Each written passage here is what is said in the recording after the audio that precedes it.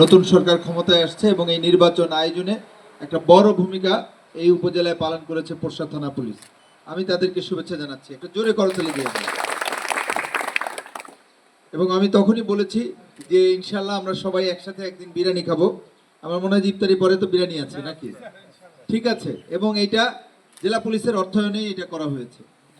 প্রশাসন জেলায় আমরা জেলা প্রশাসন আমরা একসাথে কাজ করি, যেটা তিনি বলেছেন যে আমাদের অনেক কাজই আমরা একসাথে করি এবং সেই সাথে তিনিও আমাদের সাথে ছিলেন। তাকেও আমরা শুভেচ্ছা এবং অভিনন্দন জানাচ্ছি।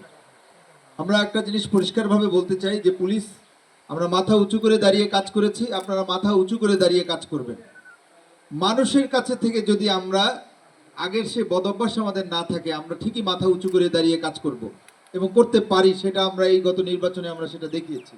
এবং গত 3 মাসে আমি আসার পর এই উপজেলায় আমরা ডাকাতি বন্ধ করেছি। আমি এটা মাথা উঁচু করে দাঁড়িয়ে জেলায় মিটিংয়ে বলি, উনি আছেন ইউনূস সাহেব, আইন শৃঙ্খলা মিটিংয়ে থাকেন, উন্নয়ন সমন্বয় মিটিংয়ে থাকেন, যে আমি বলেছি যে আমরা ইনশাল্লাহ ডাকাতি বন্ধ করব। আমরা যখন জানুয়ারি মাসে আমি যখন আসলাম নভেম্বরের 29 তারিখে, ডিসেম্বর মাসে আমরা কোনো ডাকাতি হয় নাই, কারণ আমি নিজে অ্যাটলিস্ট 8 থেকে 10 দিন আমি রাতে টহল দিয়েছি এই রাস্তায়। জানুয়ারি মাসে আমরা খুবই ব্যস্ত ছিলাম, যে 3টা ডাকাতির মামলা আমরা রেকর্ড করেছি। এটা নর্মালি কোনোটাই ডাকাতি না, শেষরা একটা মোবাইল নিয়েছে, তারপরও আমরা বলেছি যে ডাকাতদের ছাড়বো না, এই জন্য আমরা ডাকাতি মামলা রেকর্ড করেছি। এবং আমরা সবাই মিলে এই ডাকাতদের কিন্তু ধরে এনেছি, গোমস্তাপুর থেকে ধরে এনেছি, বিভিন্ন জায়গা থেকে ধরে এনেছি। আরেকটা হয়েছে সদরের ডাকাতদের আমরা 6 জনকে ধরে এনেছি, গাইবান্ধা, তারপরে হলো ঢাকার কেরানীগঞ্জ, গাজীপুর, সেখান থেকে ধরে এনেছি এবং তাদের বিচার প্রক্রিয়া চলমান আছে, ট্রাক উদ্ধার হয়েছে। এবং গত মাসে আমাদের কোনো ডাকাতি হয় নাই ফেব্রুয়ারিতে। রোজার আজকে 23তম রমজান যাচ্ছে এবং এই রমজানেও আল্লাহর ইচ্ছায় কোনো ডাকাতি হয়নি।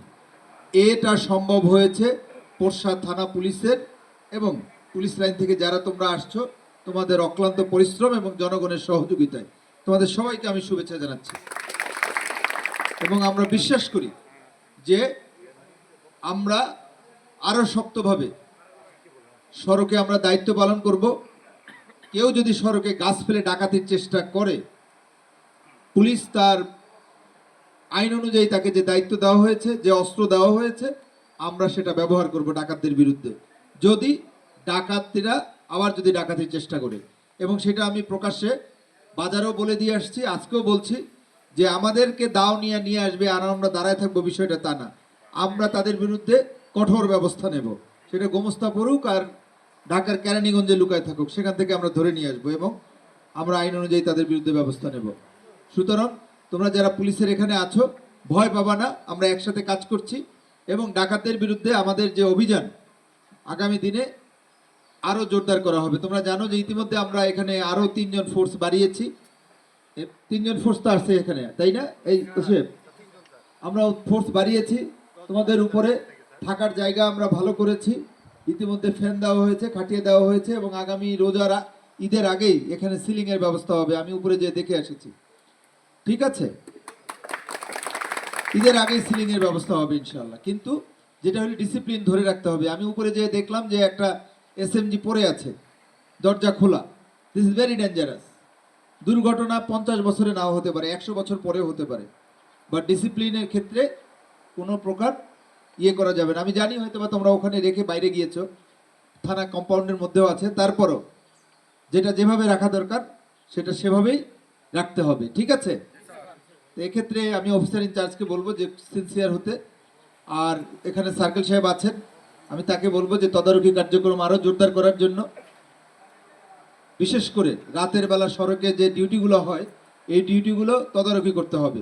অফিসার ইনচার্জ, ইন্সপেক্টর তদন্ত যারা আছেন, আপনাদের তদারকি কার্যক্রম বাই টার্ন এই ঈদের সময় একজন যদি আপনার রাত 2টা পর্যন্ত থাকে, আরেকজন 2টা থেকে ভোর রাত পর্যন্ত খেয়াল রাখতে হবে। এখন এই ঢাকা থেকে লোকজন আসবে, বাড়িতে আসবে, কিন্তু তারা পোরশায় অনেক লোক ঢাকায় থাকে, তারা বাড়িতে আসবে, আসার পথে যেন তারা ফজরের সময়, বিশেষ করে 5টা 6টার সময় তারা বাসায় এসে পৌঁছাবে। এই সময় যেন কোনো ক্রমে ছিনতাইকারীর কবলে না পড়ে। প্রত্যেককে কিন্তু দায়িত্ব নিতে হবে। আমি যেরকম তোমাদের সাথে সুন্দর কথা বলছি, তোমাদের সমস্যার সমাধান করব, তোমাদেরও দায়িত্ব নিতে হবে যে কোনো ক্রমেই ঢাকা থেকে যারা আসবে তারা যেন ছিনতাইকারীর কবলে না পড়ে, কোনো ক্রমেই যেন ঢাকা থেকে যারা আসবে তারা যেন ডাকাতির কবলে না পড়ে। এ বিষয়ে তোমরা এখানে যারা আছো টহল জোরদার করতে হবে, পেট্রোল জোরদার করতে হবে, যাতে এই ধরনের ঘটনা না ঘটে। পরিশেষে আজকের এই ইফতার মাহফিলে আমাদের প্রথম শরীফুল একটা কথা বলেছে যে কলু ইন্না লিল্লাহি ওয়া ইন্না ইলাইহি রাজিউন। আল্লাহ পাক কোরআন শরীফে বলছে যে যে এটার অর্থ কি? আমরা প্রায় বলি